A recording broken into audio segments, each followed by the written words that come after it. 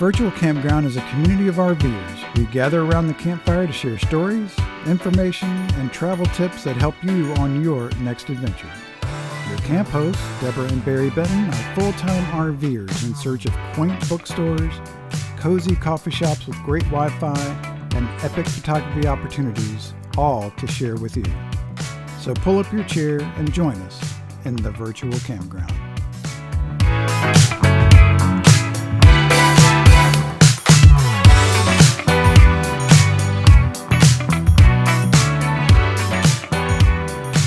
Welcome to the Virtual Campground. We are so glad you are here. Today we're going to talk about the Bourbon Trail.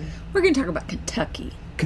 Which includes the Bourbon Trail. Okay, well, that's probably a better way to put it. Yeah, because some people don't want to do the Bourbon Trail. That's true. I don't know why they wouldn't. Well, some people don't. But there's plenty to do in Kentucky without having to ever have a drop of bourbon. We're not sure why you would do that, but you certainly can. That's right. Some people don't drink bourbon, and that's all right. You can go have fun anyway. You can. There's plenty to do and see. All right, so let's talk about just some of the basics. You want to tell us a little bit about why go and when to go and all that? So I am going to also have to qualify this. So when we say Kentucky, we really just today mean Louisville and Lexington, that area, because we didn't explore much more out of that area. Yeah, Louisville, Lexington, Frankfort, and those surrounding little towns. It's pretty much from Louisville to Lexington. Yeah. Those were kind of our perimeters.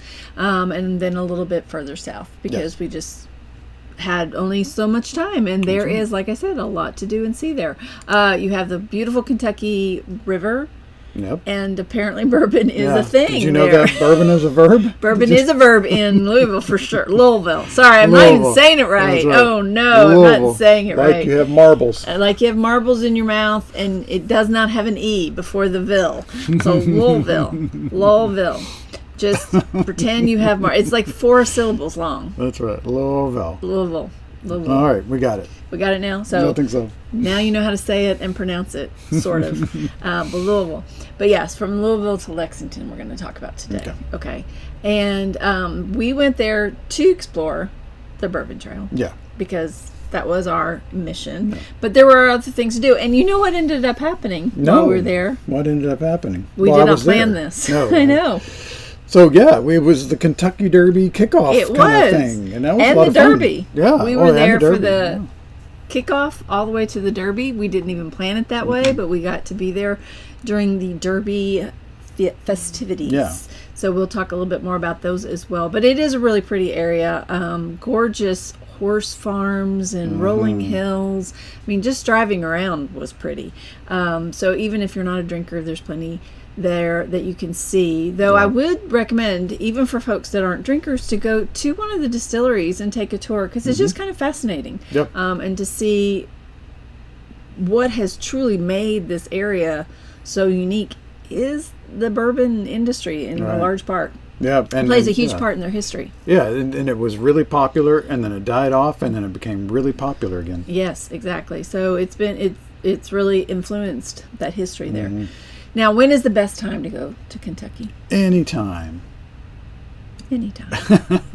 But they do get weather here, like any place. Yeah. We were there we just got back from there, really, but spring-ish. If you're going to go during the Kentucky Derby week, you might be a little more prepared than we were for that. So we were there. We were there basically in April. Yeah. And April's a pretty good time to go. But I will say, while we were there, we experienced almost every kind of weather. Right, we lots of rain, we had clouds. One time we got told to take shelter. Yep. Because I do get some tornadoes through there and some serious rain and thunderstorms. It was quite chilly, and then we had some days where it was quite hot. So they do get a little bit of everything there, and I think this might, you know how every state says if you don't like the weather, wait a few minutes? Kentucky might actually be right. It was really quite often that it would change very quickly. So probably the best time to be there is in spring and in fall, because the summer does get warm and the winters do get snow. So it just really kind of depends on what you want. But and then we just happened upon it, like we said. But the kickoff for Derby weekend is about 2 weeks before the Derby, and then of course the Derby is the first weekend of the May. So if you want to be there for that, but there's also horse racing in the fall, which is another. We'll talk a little bit more about horse racing later, but there's some races in the fall that also could make it kind of an interesting time to be there. And if you just want to do horse races, don't necessarily need to be there for the Derby. So and the Derby week or 2 weeks leading up to the Derby had a lot of activities going on. So once we got to know what was happening, it was kind of fun. And we went downtown for some fireworks. That was really cool. And of course, took the opportunity to wear hats for Derby Day and all that. So if you go there during the Derby, get in the mood and dress appropriately. For sure. So, things to think about as you're coming into this area. So if you are coming from the west, stop by the Mammoth National Park. So you want to stop there, make a plan. If you're coming from the south, stop in Corbin. We did not, because we were on a mission to get to where we were going, but that is where the first KFC is. And I think that would be really interesting to see. We'll have to do that on the way back. We will. And then if you're coming from Cincinnati, you can essentially start the Bourbon Trail up there. So there is a lot of options for bourbon in Kentucky. So you've heard a lot about bourbon. We certainly did while we were there. Do you remember what makes a bourbon not a whiskey? It's like 51% corn. Good. And a barrel. Has to touch a charred barrel. Has to be, aged in a new oak. Charred barrel. And then there's a couple of rules about what proof it goes in and comes out. So that's what makes it bourbon. But it is a myth that it has to come from Kentucky. It can actually be from anywhere in the United States. It does have to be from the United States. That is one of the rules as well. But it does not have to be Kentucky. So you can have bourbon in, say, Michigan. But who would want bourbon in Michigan, really? Well, you probably want people that make bourbon in Michigan. I think that the neat thing about Kentucky was that they kept telling us was that the special rocks, the limestone, that the water goes through. The water Kentucky runs off, makes it very special. seeps through the limestone underground, and takes out all the iron. And that makes the water much more perfect pure for bourbon distilling. Much more smooth. So we heard a lot about limestone and water. There's a lot of limestone around here. Kentucky. So that's obviously has a big hit on their bourbon industry, or a big impression, I guess I should say. The other thing we heard a lot about was Prohibition. Prohibition took a big hit on, of course, the bourbon industry back in the day, or all industry, spirits industry. I thought a couple of things that we heard that were kind of fun, that they gave out, of course, during Prohibition, you could get whiskey. Several of the bourbon houses had filed for medical that they could be sold as medicine. So back in the time that Prohibition was, that people could get a script for medicine. The interesting thing was you could get, I think it was 10 pints a week. A pint a week. We said on the last video, so refer back to that. But it was a lot, because you could get it. You could get per person a pint a week from the doctor, the pharmacist, and the vet. No, the dentist. No, the pharmacist and the vet could give you a pint. So I guess your dog also would have. And they said they had more. They sent out more medical scripts than they had in the population during that time. So a lot of people were sick. A lot of sick people during that time because they couldn't get to their spirits. That's why. But there is a lot of great history in this area. There's also Mary Todd Lincoln. I knew I was missing a name there. She's from this area. President Lincoln also is from this area. I think we all think of him as Illinois, and that's where he grew up, but he was actually born in Kentucky. Ironically, so was Jefferson Davis. Kind of interesting. So Muhammad Ali is buried in the cemetery, the Cave Hill Cemetery, as is Colonel Sanders, as we mentioned before, and Daniel Boone. Colonel. Yes, Kentucky has a honorary title they give out as colonel. And he is one of them. He was one of them. Yes. And then Daniel Boone is also from Kentucky, as everybody. I did not know I'm sure that. Everybody knows that. I did not know that. You didn't know that? Maybe I did. Maybe I just forgot. I don't know. I don't know.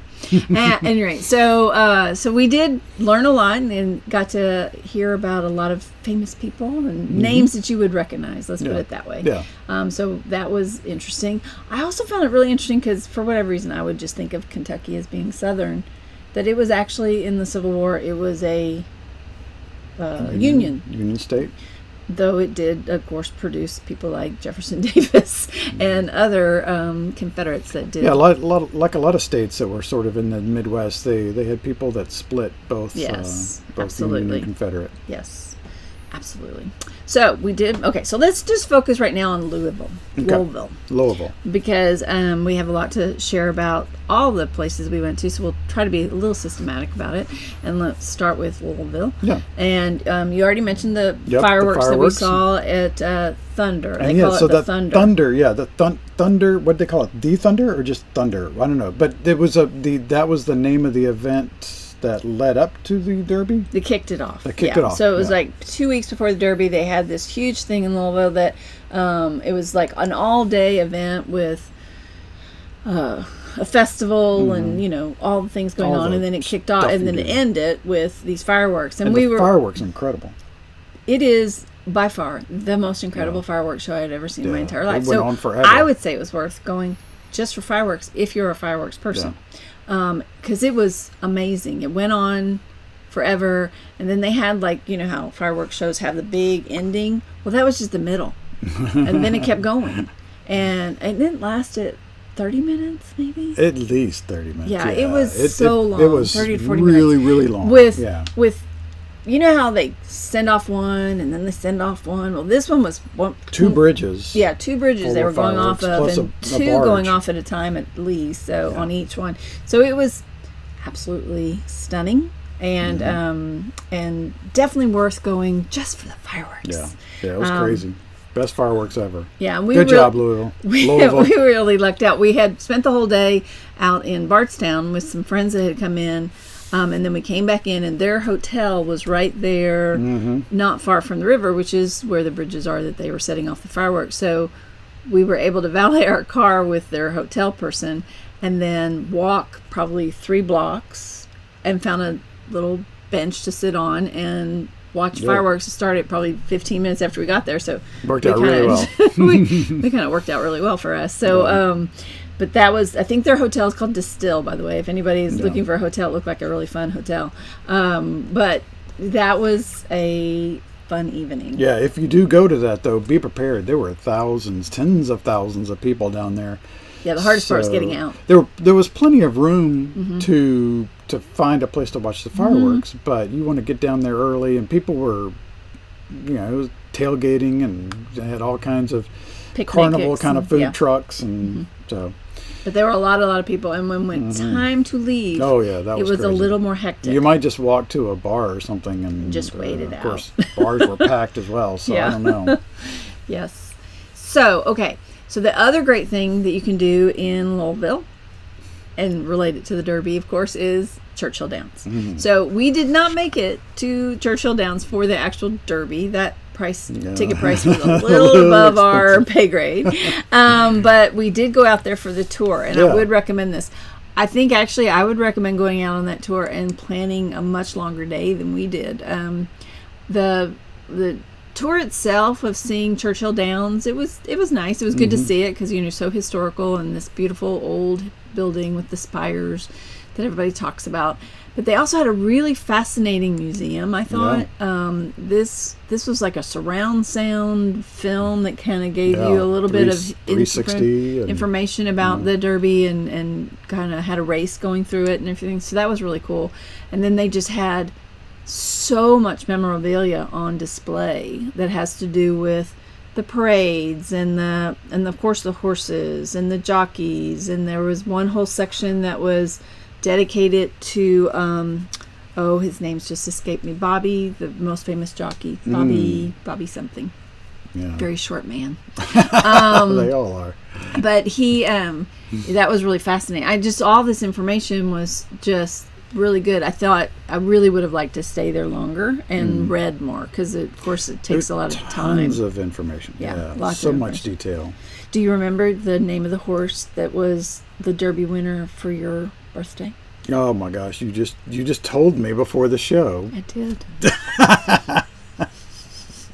That was also so you could look and see all the information about it was the on Lucky Wikipedia. Debonair that you was the winner in your birthday year. So you can find all this information about that horse from that year because, of course, do you remember? No horses ever win twice at the Derby. Right. It's impossible because it's only for 3-year-olds. That's right. And you're 3 years old if you were born January 1st or later. Correct. Everybody's birthday is January 1st. Yeah. All the horses. All the horses. Yeah. So they're all born January 1st, and they have to be 3-year-olds in order to run in the Derby. So you have a new winner every single year. Yep. Yes. Unless they hold somebody back, they didn't graduate. I don't think it works that way. Oh, okay. So Churchill Downs is a great tour to go take. There's also Louisville Slugger Museum, which you've done, and that was fun. Many years ago, yep. And then there's also a museum, of course, dedicated to bourbon called the Fraser Museum. We never made it there, surprisingly. No. I felt like we got a lot of history on bourbon. We didn't make it to the museum. We didn't get to the museum, but I think it sounds like it would be really a good museum to go to. The great thing is if you want to do the Louisville, basically, Bourbon Trail that's just in Louisville, you can start there and walk down that street, Main Street, and walk down, and you will hit 4 of the distilleries right there. Yeah. Right down the street from the Fraser is Michener Museum, or Michener Distillery, which we did go up to their bar area. It was a very nice bar, the Nelson Bar, that you can have a cocktail. We did a little flight and tried their old fashioned. And that was interesting because you walk into the shop really, and then you say, we want to go to the bar. Well, then you kind of have to wait, and they escort you upstairs, and but it was a really nice bar and had a really nice drink, and we got to overlook the area where you could take the tour. We didn't take the tour there, but we did try out their bourbon. Yes. And then there's also down the street from that is the Evan Williams, which I did that tour. Now that tour is really a good tour, especially if you have kids along, I would say, because it's very interactive and historical. But the way they do it is you go into a room and you watch a little film, and then you walk through this area, and it's like the film is following you, and you're in the colonial times of when Mr. Williams started out as the harbor master, and then you go through another area and it shows you it's just very much that 3-dimensional, we're taking you on a tour of the colonial times. So from that perspective, it's an interesting tour. It wasn't my favorite tour, but again, if that's what you really like, and I would absolutely say if you had kids along, it's going to hold their attention lots more than some of the other tours that we did. So that would be good. So you have Evans, and then one tour that we did do, Old Forester. Yeah, that was a nice tour. That was a really good tour. I really enjoyed that tour. So I think we got really great information from them. That was our first one. That was the first one we visited. Yeah. And so we got some good information. That picture is me charring a barrel. Yeah, you got to push the button to start the fire to char a barrel. That was pretty cool. I was, pretty impressed with myself. Yeah. I mean, look at you pushing that button. So hard to push a button. And there the flames. Yes. And then you learned all about what are those things called? Those are the kettles, the vats. Oh, how many times did we go to you think we'd have the names down? Right, exactly. But so big vats of stuff. Corn mash.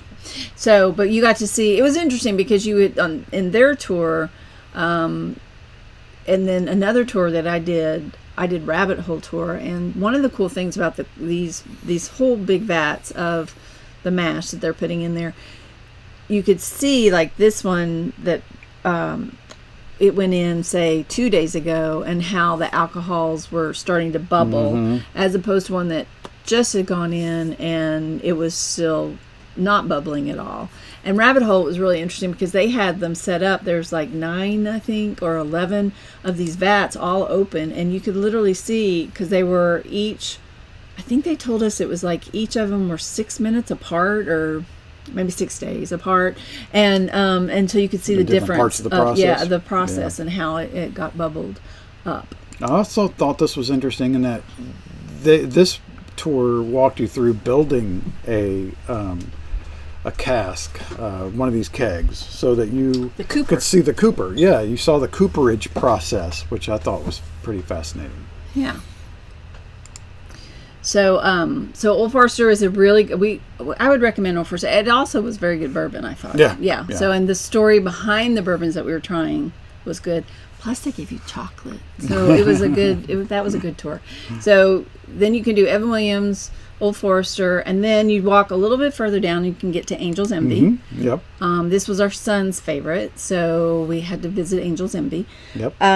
It's a little bit more modern of a distillery. Has not been around, I don't think, terribly long. I kind of love the idea because it was started because the father told the grandfather he had 6 sons, and he was like, I gotta have something for these boys to do, Dad. So they started this Angel's Envy distillery. I think that was kind of fun. Yeah. So that's a good one.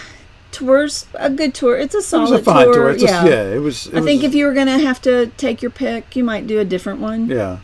And Angel's Envy is a little bit different in that they finished their bourbon in some sort of other cask. It wasn't a rum cask, some other cask. So it gave it a little bit of sweetness to it. Sherry cask. So it was different. Yes.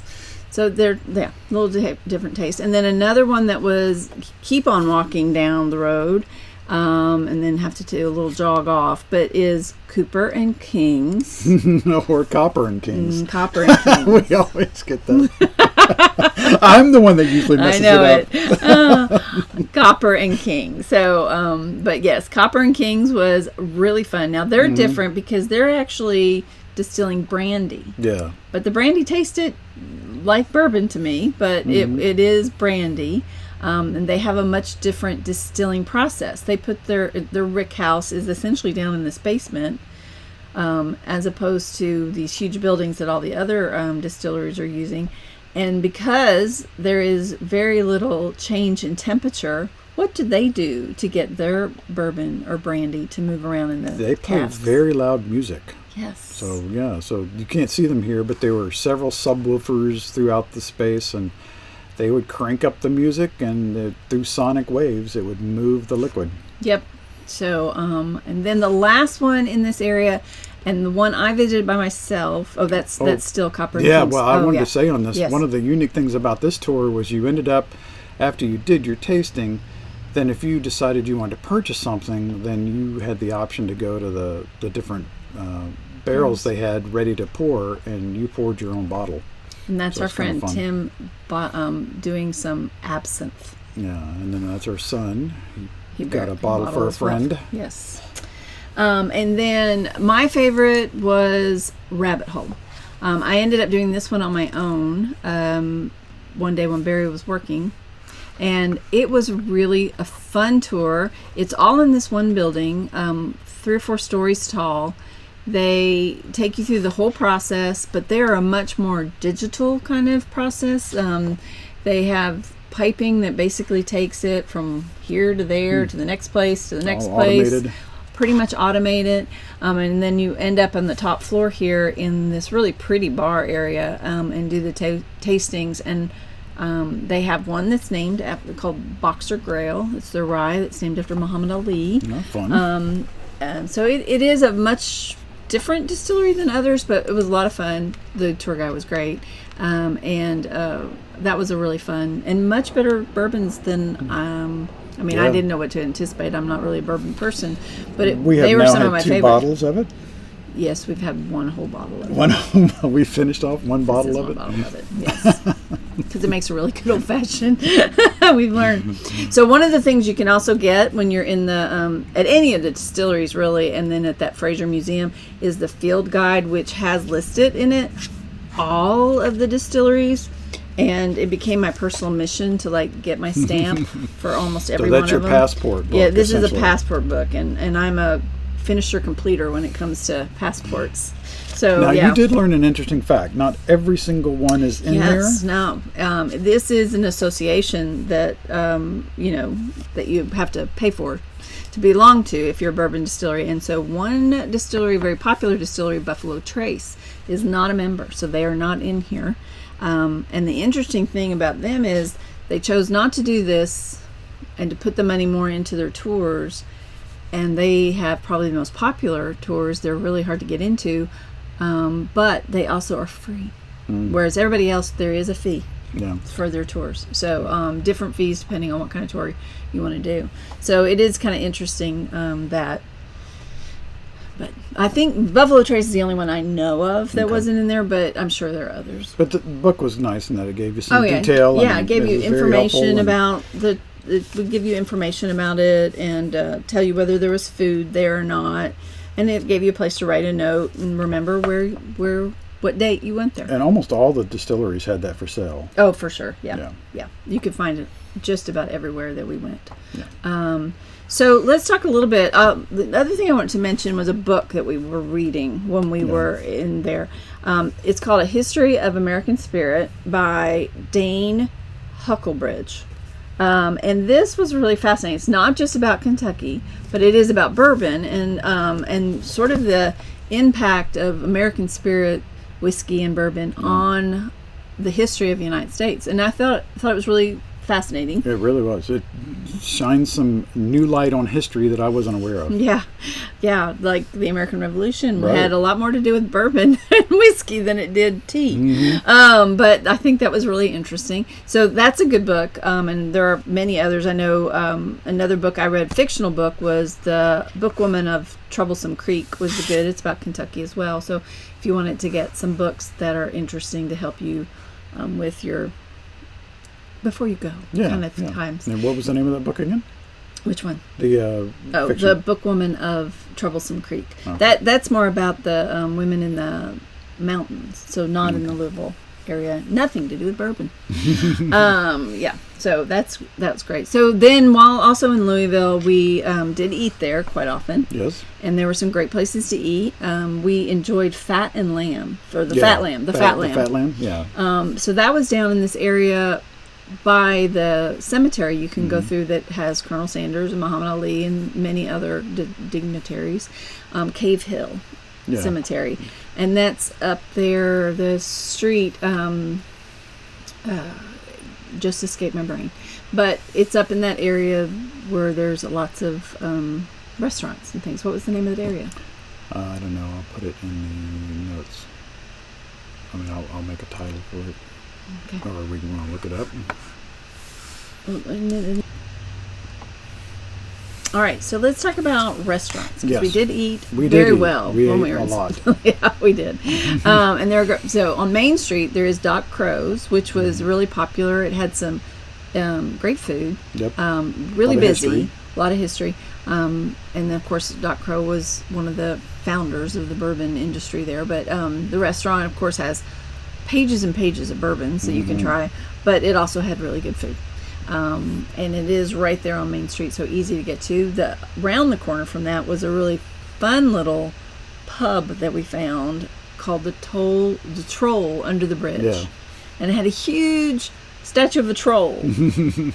Yeah, it was under the bridge, and which is near parking that you can park near. Yeah, so there's a parking garage there we parked in, and then you could just pop into this little pub. I mean, it was kind of a hole in the wall, but it was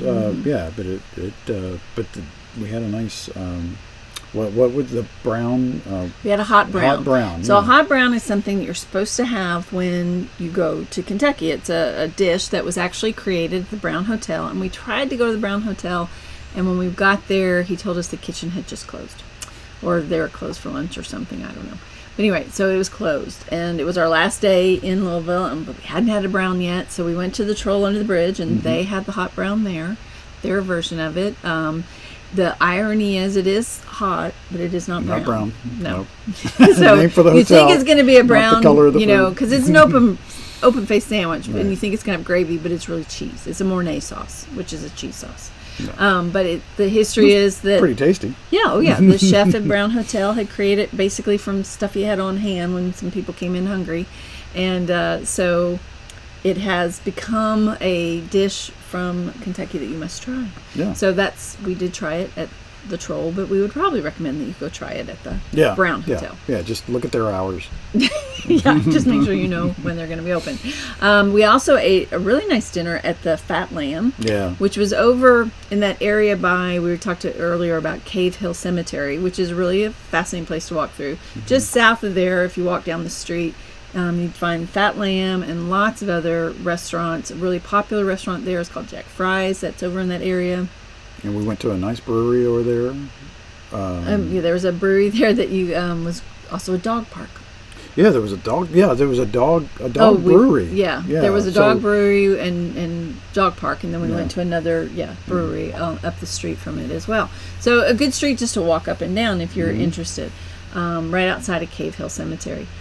That area is kind of confusing. It's sort of Irish town and sort of Highlands, kind of that area. But at any rate, and we also went one night out to the 4th Street. We also went out to one night to a area called the 4th Street. Yes. And apparently this is supposed to be a really popular area, and there's a bunch of restaurants, and it's essentially one of those pedestrian kind of restaurant areas, restaurants on both sides of the road, and but it was not very happening. No, it looked like it had the potential to be happening, but I don't know if we caught it on an off night. But it also seemed like the restaurants weren't there. Yeah, we were there on a night that it should have been. It was kind of weird. It was very strange, and a lot of the restaurants were closed down. Mm-hmm. So people might tell you about 4th Street and maybe go by and see if it's gotten better. But while we were there, I wouldn't recommend that it is an area to go to. Yeah, no, there are plenty of other areas. Yeah, and of course I can't not mention a bookstore. Of course not. So the bookstore in Louisville, Carmichael's, it's got 2 locations, and it was a great little visit for me. And that's over there by that Fat Lamb as well, down the street from it. So it's a packed. One of the things I liked about it was this is the actual bookstore, but there was another kind of room behind because it's in an old house that was filled with really fun gift items, gift ideas. Yeah. Not specifically touristy necessarily, just nice, fun gift ideas. So I think is that all the things we want to talk about in Louisville? I think so. I feel like I have to. Louisville. Yeah. So. Work on that. So let's talk a little bit. So when we were in the Louisville area, we stayed out in Shelbyville. Yep. Shelbyville also is a cute little town. Like more of a historic small town, outside, about 40 minutes away from Louisville. No, 30 minutes from Louisville. But there you also can do a couple of distilleries. There was the Bullet and Jephthah, and you had a really fun experience at Bullet. They had the tasting there with the scent balls. Right. Yeah, so that was fun. So they have different kinds of things in these containers. And you would shake them up, smell them, and then do your tasting to see if it would help you bring out the notes of the bourbon. So that was cool. Yeah. So that made it more fun. Yeah. Yeah, and that was a good. I liked their room. I thought that was a really great gathering space and bar area.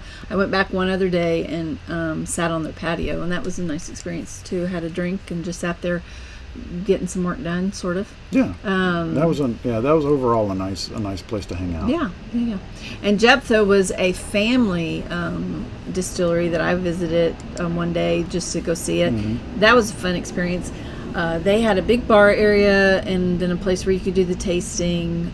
They had some vodkas that were really interesting that they were doing. Of course, some moonshines and other different things. But right off the highway, highway that went between the 2 big cities. And we saw it all we can see it. So I can highly recommend that you can stop off there. It's really a quick stop.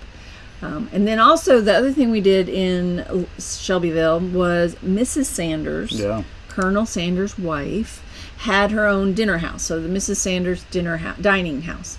I guess when they moved up, they left Corbin where he had started the fried chicken, and he had actually, I think, sold it on, and they were living there, and she wanted to have this restaurant. So it is more what do you call that? Southern, Family Midwestern family style. Yeah, so you walked into this huge dining room, at least the day we were there. And they may have it a menu for the other part of the house. Yeah, I think they do. But the only part that was open when we went was this huge banquet hall almost type room, and you got in line for the buffet, and some of the food I didn't recognize. Most of it. I kept having to ask the gentleman, "No, what's that? No, what's that?" I mean, and it was not that unusual food, really. It was like there was a pot pie. I just didn't know that didn't look like the way I think of pot pie. Right. And ironically, it was not fried chicken. But no, it was baked chicken, right? They had chicken, but it was, So, just a little different. I mean, it was a good experience. It was. And yes, other than, we were there on a Sunday. So other than Sundays, they have menus. That was just the Sunday buffet. So, but that was a fun experience just to stop in at Mrs. Sanders' Dining House. Mm-hmm. So, all right. So we move on to Lexington? Yes, we spent a good time in Lexington, darn it. Did you have fun in Lexington? We did, but we drank a lot of bourbon. I don't know if you figured that out.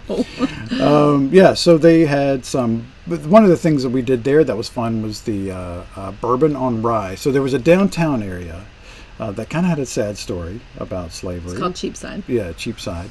But they've of course, there's bars and restaurants and all kinds of stuff. We went to Bourbon on Rye and had a really good old-fashioned there. Yeah, but we went to Horse and Jockey and had a better one. That's true, yeah. Oh, I didn't take any pictures of Horse and Jockey, I don't think. But, yeah, Horse and Jockey was a really good place to have one, and Bourbon on Rye was nice, and they had a cool outdoor area for music. I think on Thursdays that we were there, and I think it was Thursday nights, that they had the live music, which was fun. Yeah, it was a lot of fun. Of course, lots of dogs, so the Kempers that we were with had to go pet a dog.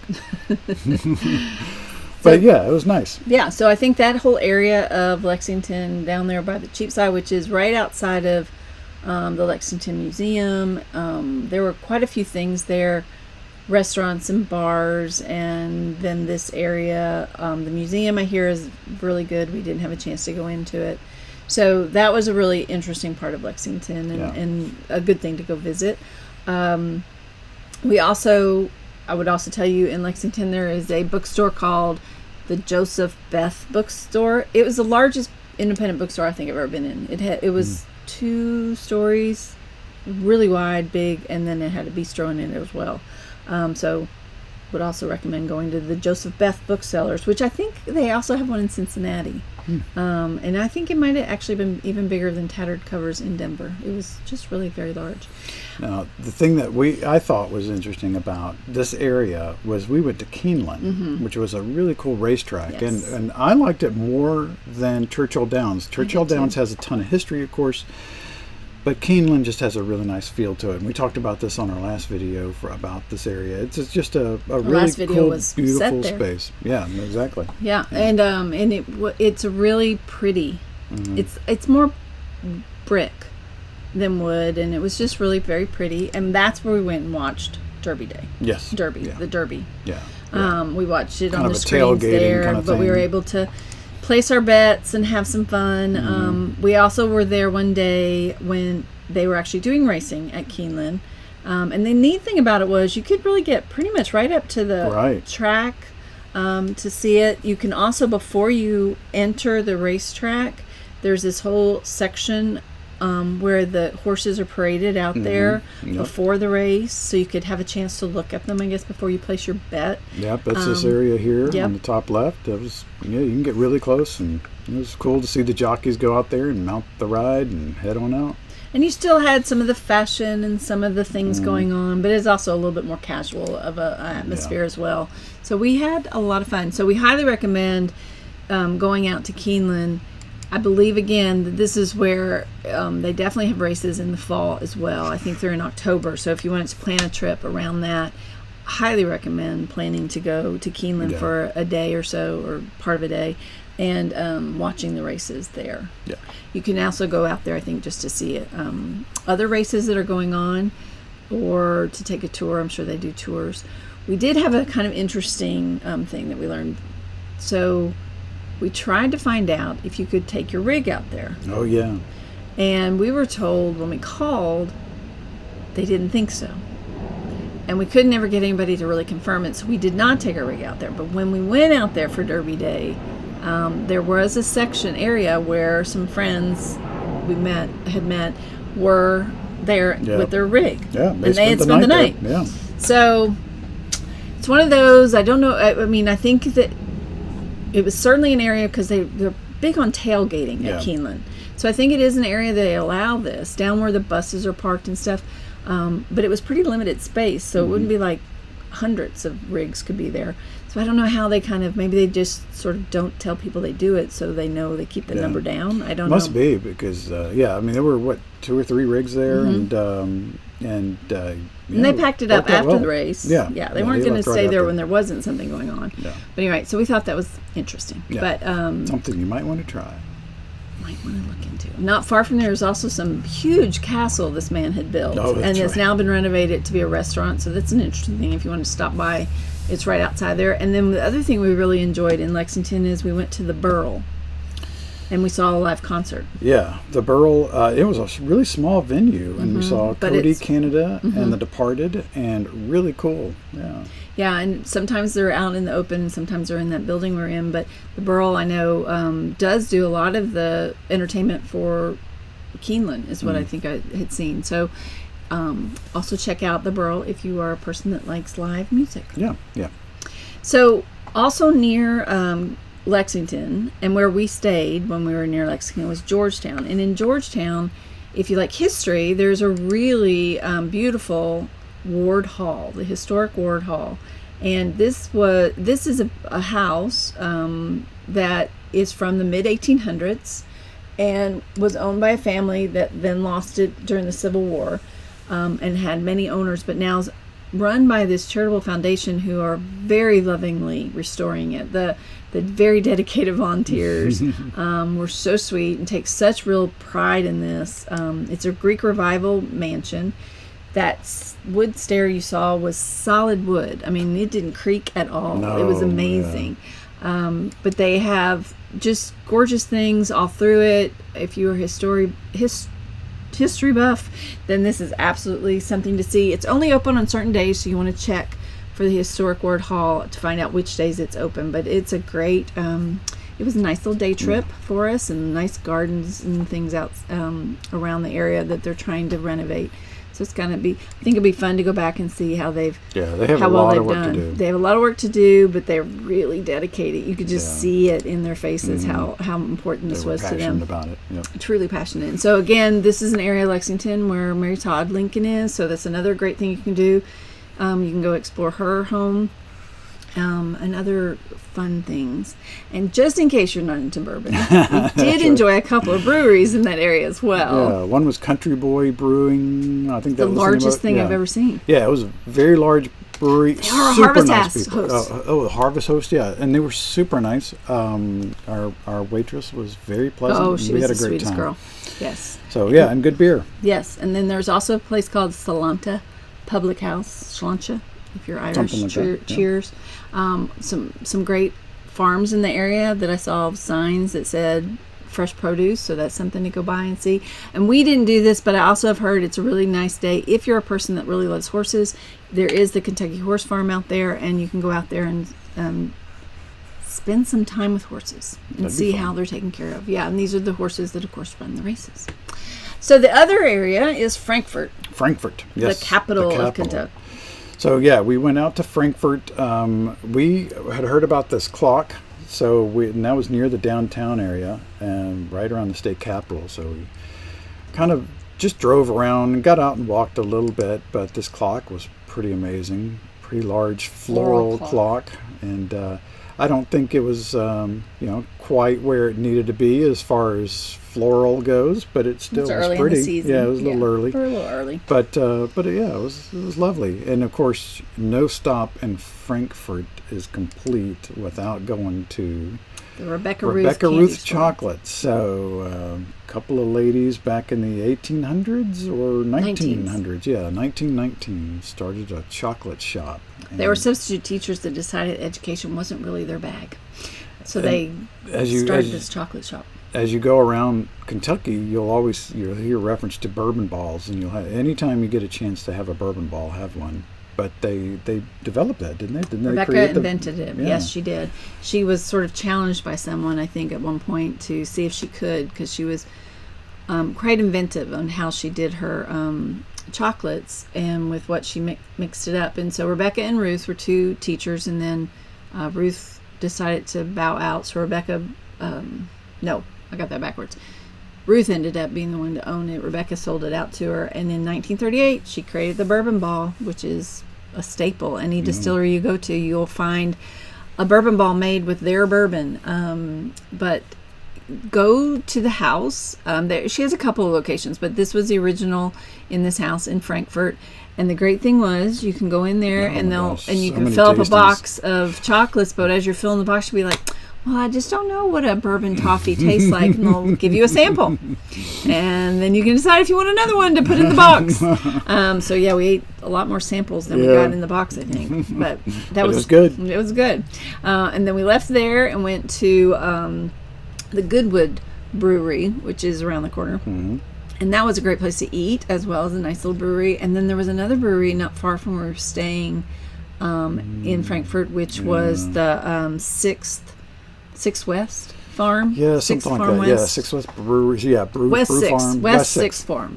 And that was fun because it was out on a farm. Yeah, and beautiful it had property. trails and biking trails that you could do as well. Yeah. They had a food truck. They don't really do food, but they had a food truck there. So that would be a nice little respite when you're tired of bourbon. Yeah. But in that area, as far as distilleries, we did do a few distilleries. The one, like I mentioned earlier, really popular, Buffalo Trace. Mm-hmm. Now, here's a hint. Buffalo Trace, they apparently don't put their tours up because they're so popular. They don't put them up until the first day of the month before. And so I was thinking, when I was looking out 3 months, that it was sold out, but it wasn't. It just hadn't opened yet. And so that's one thing to watch, the day that it opens that you're on, so you can get the reservation. But the other thing is, if you go during the week, if you go up there in the morning during the week, they'll probably be able to fit you in to their schedule. So if you don't get a tour and you want to go see it, do that. That was one place Jen and I went on a tour. It was a pretty good tour. By that point I had done 10 or so tours, so I was getting to be quite the critic. Maybe toured out. Of tours. And I think it was a rainy day, so we didn't get to do some of the outdoor area that I think would have been more interesting to have done. But it's a great shop for items, and Buffalo Trace is very popular at bourbon. So if that's one of their many brands is your favorite, then that's definitely some place to go. Four Roses was another place that we went to in that area. That was beautiful. That was actually one of the first ones we went to. Yeah, that was one of the first. Yeah, exactly. And it was really nice property, and we didn't do a tour. We just sat down for a tasting. But it was good because it was, I think, our first tasting, and the lady was really good at explaining how to do the tasting. Mm-hmm. Though it's interesting, each person that does a tasting with you probably has a unique way of for you to smell it or taste it, but it's kind of fun because you can learn a little bit something different every time you do it. So now I feel like we're experts. We know all kinds of ways to taste bourbon. But Four Roses was lovely. Again, probably a good tour, but we didn't get to do the tour. No. And they do have a bar there that looked nice. We couldn't get into it. They were closing as we got there, but definitely a nice bar. Looked like a really nice bar to hang out in. With this beautiful wraparound porch that you could go sit on as well. And then the one that we went by first and got to go in but not get a tour, but then later we were able to take a tour, was Castleman Key. Yeah, that's one of my favorites. This was the most impressive grounds. Yeah, just beautiful grounds and great history. And it was a distillery that was built years and years and years ago, and then now they're revitalizing it with Castleman Key. And so really cool property. So when we walked here, we didn't have a tour time, and they were all sold out. But we called back, and they were able to squeeze us in. So, really cool property, though. And it was an interesting tour because it was so historical. Because this building had been around, and so they were able to cover the time when they were able to cover the time of when he had it, and then of course what they had done since then for Castleman Key. This is a great place just to go hang out. I don't have a photo of it, but they have a place by the river that you can hang out in Adirondack chairs and have a cocktail. And there were a lot of people just milling about and having a good old time. And this is the spring water, natural spring water that they use to... Through the limestone. Through the limestone, yeah, exactly. Everything through the limestone. So highly recommend you going by Castleman Key. If not for a tour, then certainly go for a tour. But if you can't get into for a tour, just go hang out on the grounds for a bit. Yep. And then the other beautiful one was Woodford. And again, we didn't do the full Woodford tour. We went there a couple of times. But we did enjoy a couple of events at Woodford. Mm-hmm. Well, one event and one tasting, I guess. Yeah. This event was part of Derby festivities that we went there, and this special bottle she's holding up was their Derby edition, because of course Woodford is the official bourbon of the Derby. And so they get to do a special bottle, and these were the ladies. The lady on the left is the designer of the label. She's the artist. Yeah. And then the two other folks there are the distillers, the master distiller and assistant distiller. And so they were signing the bottles. So you could buy a bottle and then they would sign it for you. Yeah. And then it was just a lovely day out on their patio and with a couple of drinks, and you got to keep the little gold cup. But the grounds of Woodford are quite pretty. So I think they would make a lovely tour, and I've heard good things about their tours. Quite lovely place. And then again, from a perspective of if you're in this area where you should go to eat, there is a restaurant not far from there called the Stave. I highly recommend this. I do think you should make a reservation. We had, and that was a good thing because it was pretty busy that day. It's not a big place. And it's not open long hours, but really good food. I guess you'd call it Kentucky hometown kind of food. It was just tasty, good food. Yeah. Of course, lots of bourbon. But really great food, so we would highly recommend that. And then to wrap up the distilleries, we went into Bardstown, which Bardstown is the place that I think most people, when they think about Bourbon Trail, it's kind of the seat of the Bourbon Trail. I think it's Bardstown. There's a cute little downtown area that you can walk around. But we did go into Bardstown. This is the Bardstown Bourbon Company. They had a very modern restaurant, and everything there looked very modern. Yeah. We didn't do a tour here or really a tasting. We did have lunch because we were hungry. And but we tried their bourbon, and we weren't terribly impressed. No, But by that point, maybe too many.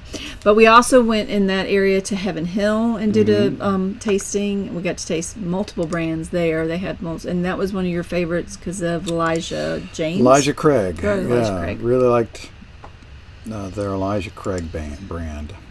And then we did a fun thing while we were in Bardstown and went to a really small distillery called Preservation. Yeah. And they're more craft. I mean, very craft. Yeah, very small. Because it's very small. They're still, in fact, right now they're mostly selling other people's bourbons as they're making their own. But this was a great tour because it was so small, and they did things like everything is in this one building. So they had to be very efficient with what they were doing. They did it the old-fashioned way in the old copper pot. We got to taste their White Lightning. That was pretty amazing. Yeah. So that was a really good tour, I thought. Yeah. Just from that perspective of, as you're thinking about doing tours, and if you want to keep a limit, do one like this. That's the really small craft, or what would you call that? Really, small group, family oriented, and then maybe do one that's one of the larger ones. You really get to see both sides the large production and the tiny production. Yeah. And we went from Preservation, so this small kind of rustic, to Willet, which is very slick. Right. Yeah. Willet was quite something else. So Willet is a place where we went, again, more bar restaurant, not tour. And you have to have a reservation. And it was lovely grounds in this building. The area outside to sit was just very pretty. It smelled so good. The rick houses, you could smell the brandy coming off of it.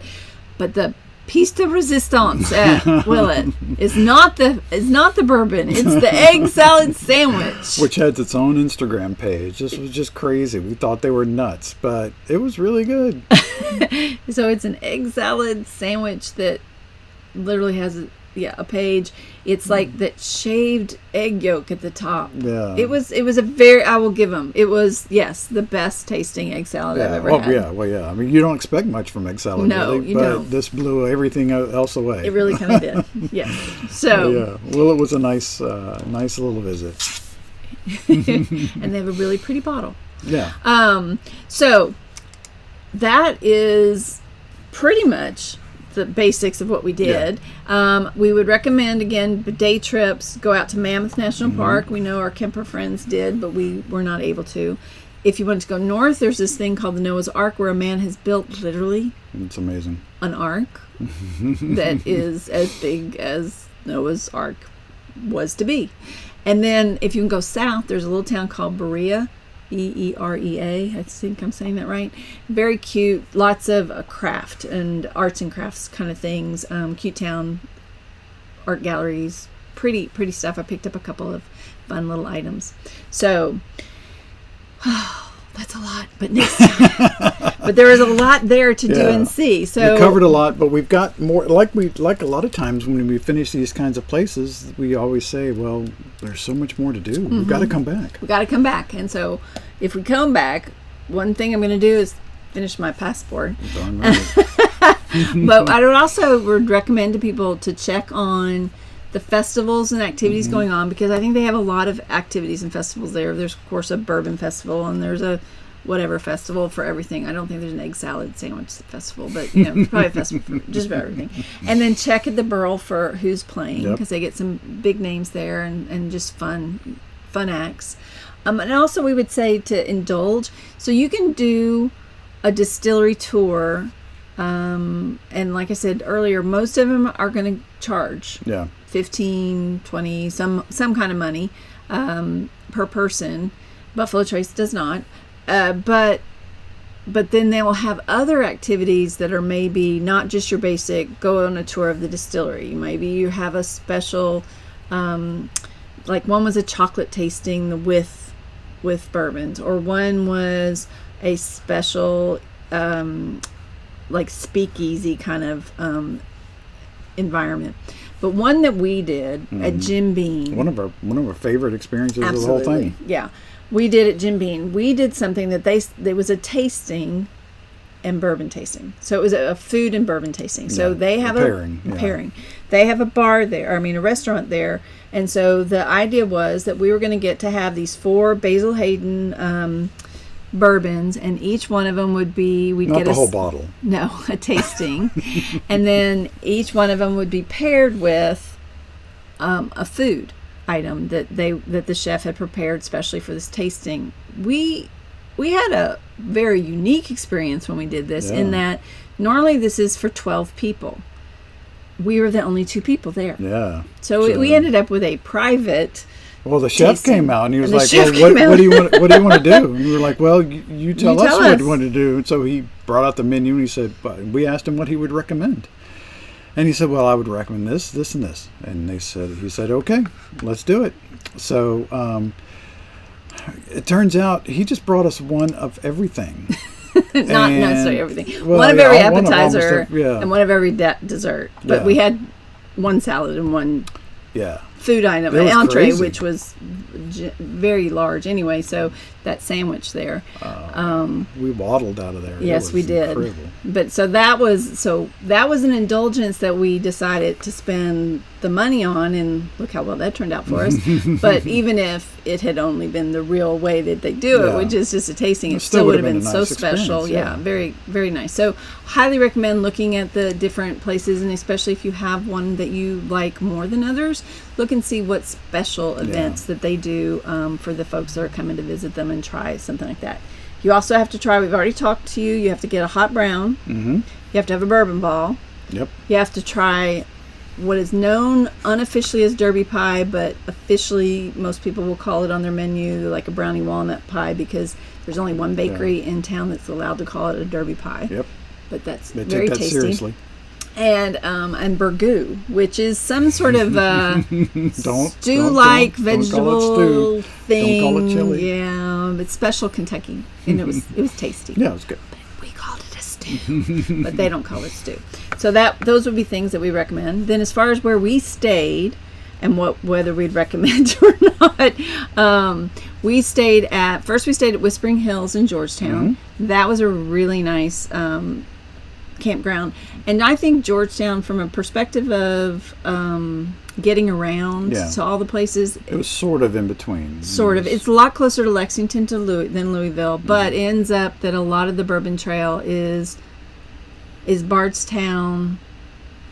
Is probably closer to that. The only part you would be missing and be farther from is in Louisville, because it was about a little over an hour to Louisville from Georgetown, and those that we mentioned that are on Main Street. So maybe try moving, but Georgetown absolutely do that side and then move a little closer. And then move a little closer, because Georgetown, the Whispering Hills, absolutely great place, and you are not going the wrong direction when you are heading down this little tiny road with no shoulder. Right. That is truly, you have to get on this little road to get to the campground. Yeah. We also stayed in Shelbyville at Lake Shelby County Park.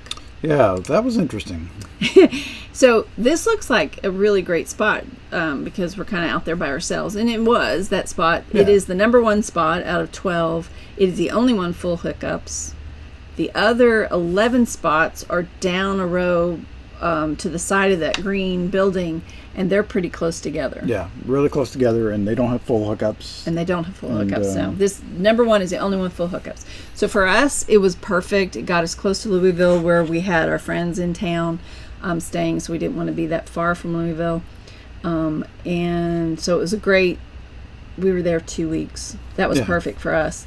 But it is small. Yeah, it's small, and it was kind of an odd little state or campground kind of thing, county park, and lots of people coming back and forth. It was a little weird, and lots of geese?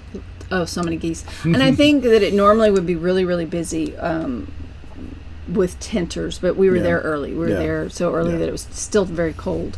And then the third place we stayed was Kentucky River Campground, which was right outside of Frankfort. Yeah. It was 10 minutes away from Buffalo Trace. Yeah. That was fascinating and different because it was almost all 98% seasonal people. Yeah, they all knew each other. It was just kind of a party atmosphere. They park their rigs there for the whole summer and just come in on the weekends. So during the week it was empty, but the weekends were busy, and they had it was music. Empty. Yep, there were a lot of rigs there. It was just empty from people. It was weird. But the rigs were all there. Yeah. So and it was tight. It was really tight. And then the other bad part about that was it was down in the valley, and we really didn't have Wi-Fi. No, we didn't have any cell connection, or hardly any cell connection down there. So it's tough to get work done, and we didn't have our Starlink yet, satellite. So more on that later. But yeah, so I'm not sure I would recommend that one for most RVers, just because of we usually like to have some hookup and or connection, I should say.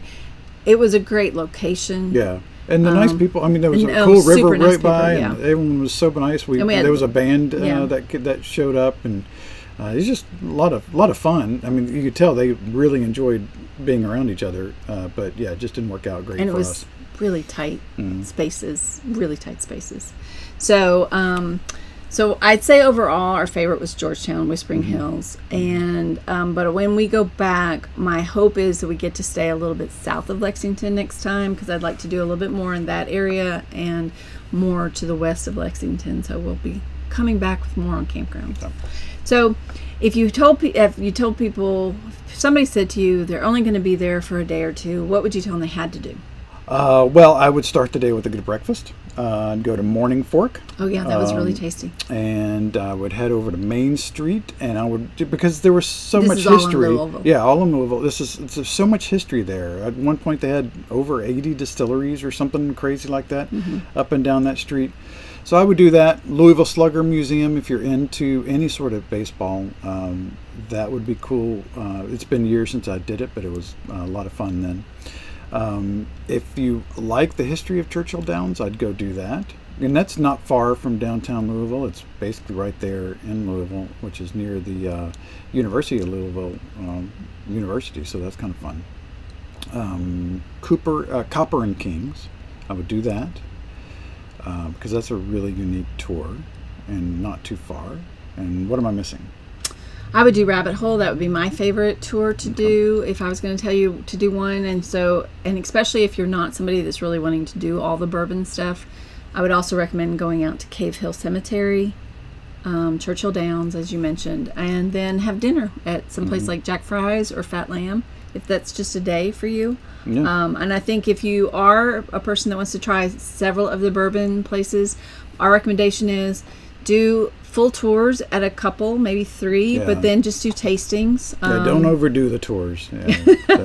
And definitely try to go out to Keeneland. That would be our other high recommendation. But if you can get out there and watch a day of races, like we said on our last video, the thing to do there is just get general admission and go hang out by the rail. And if you want to have some fun, get your hat on and go do your thing. There we go. Made it myself. Homemade derby hat.